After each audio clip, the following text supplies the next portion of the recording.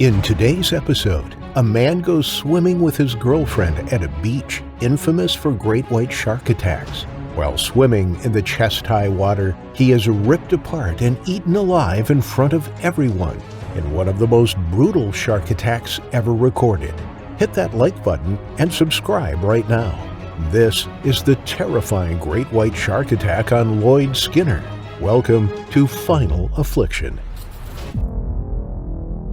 Although there are currently more than 1,000 different shark species, one extinct species has captured the world's attention since its discovery in 1835, the megalodon. Thought to be nearly 20 meters long, it would have been 3 times the size of the modern great white shark and would have dominated the seas before it died out 2.6 million years ago. Despite the species never being seen outside of fossilized remains, the prehistoric shark has become somewhat of an urban legend in recent years, as people debate whether it evaded extinction and now lives out at sea somewhere. Most dispel this as a myth, but what happens when a shark is spotted that's as big as a minibus? Although not a megalodon, a creature of that size living in our oceans is a terrifying thought. You might think, surely something like that can't exist outside the realms of the imagination, but you would be wrong, as Lloyd Skinner discovered when he found himself face to face with a dinosaur-esque predator.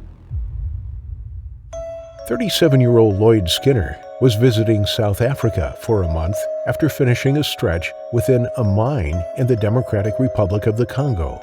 After a few hard months underground, rarely seeing the sun and putting his body through hell, he was excited for his holiday. He was planning to be in the country for a month before he headed to the United Kingdom for his next adventure, but he would never make it out of South Africa. On January 12, 2010, Lloyd decided he would spend the day in False Bay at Fish Hoek, which was home to a small but beautiful bay. Although the waves could be rough and there were a large number of sharks known to be in the area, he decided that today would be the day that he would go swimming. He loved to swim in the warm southern waters and prepared his trunks and goggles so he could make the most of his time in the water. Sadly, those goggles would turn out to be the cause of his savage death.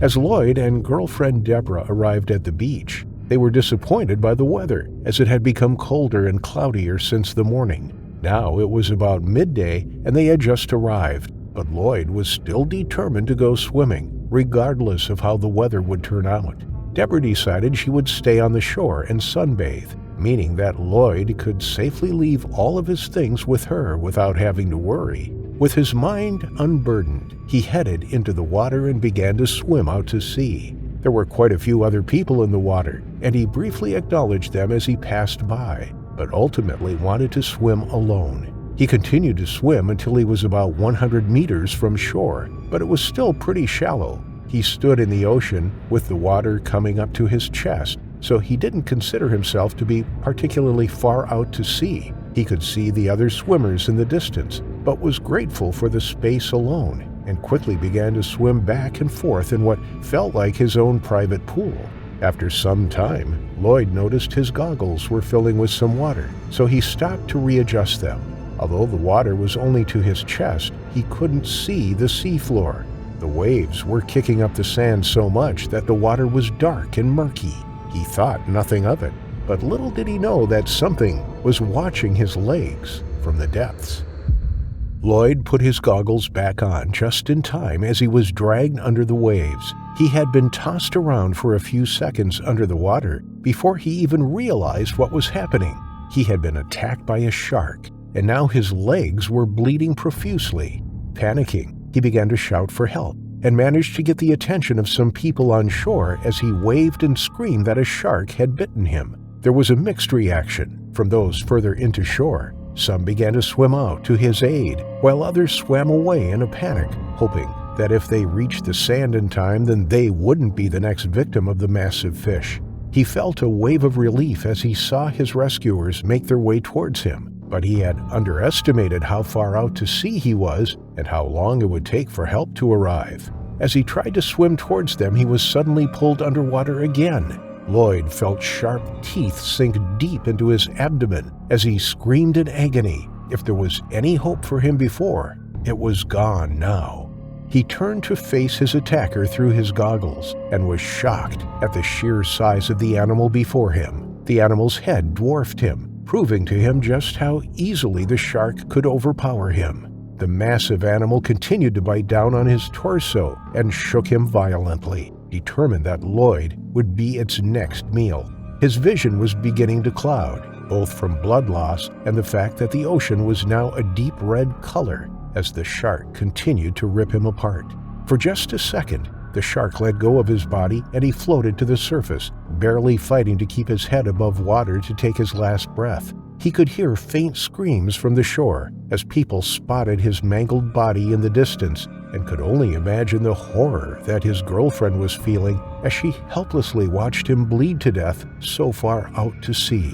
With one last desperate look to shore, Lloyd was pulled below the water for the last time, where the shark took him far out to sea and devoured the poor man. The witnesses on the beach couldn't believe what they had just seen. One minute, everything was calm and serene, and the next, blood was pouring into the ocean, and they couldn't seem to figure out why. When they heard Lloyd screaming for help, they realized what had happened and panicked. From the safety of the shoreline, they watched in horror as the shark came back again and again, ripping into the man as he struggled to escape before it finally ripped him apart and dragged him out to sea. They were terrified by the size. It was at least 14 feet long, about the size of a minibus, which made Lloyd look like a doll in comparison as he was thrown around by the huge animal. It was a horrifying thing to see, but even as the rescuers got to the scene, they couldn't see any sign of him except for the massive amount of blood that had stained the ocean. They called for the emergency services, who began to search the ocean with 4 rescue boats and a helicopter, but they knew that there was no hope of finding Lloyd alive, judging from the descriptions that the witnesses had given. They were hopeful that they would be able to at least recover some body parts so that the family would have something to bury, but they couldn't find anything. The shark had devoured the man whole and left nothing behind. The locals began to worry as these shark attacks were becoming more and more common. A shark expert was consulted, and they determined that it was most likely a great white shark that had killed Lloyd Skinner due to its massive size and unique hunting style. A large shark had been spotted in the area just a few hours before the attack, but the shark flag was not raised to alert the people on the beach. Everyone on the beach that day continued to swim without any worry at all about sharks. If they had raised the flag when they first saw the shark, maybe this even could have been avoided, but unfortunately, it cost a man his life. There have been lots of discussions since then to figure out how to avoid these attacks, but most have been deemed too impractical or expensive to yield any worthwhile results.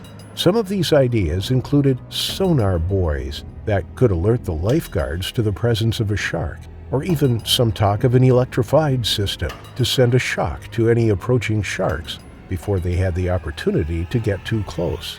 Until a method that will prevent all sharks from entering the waters around the beaches, these brutal attacks will continue. The great white sharks around the coast of South Africa will always be lurking, waiting for its next meal, bringing another innocent person to their terrifying final affliction.